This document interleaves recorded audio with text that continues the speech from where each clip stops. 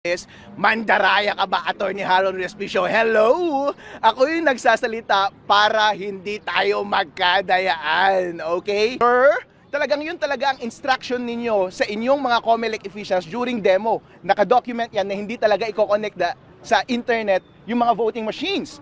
Kaso nga lang, merong days before election day, meron kayong parang dry run, hindi po ba? Ito troubleshoot ninyo kung connected sa internet yung voting machine. At kapag connected na sa internet, okay na lahat ng troubleshooting, okay na, iiwan mo na lang yung makina, and on election day, i-on mo na lang yung makina.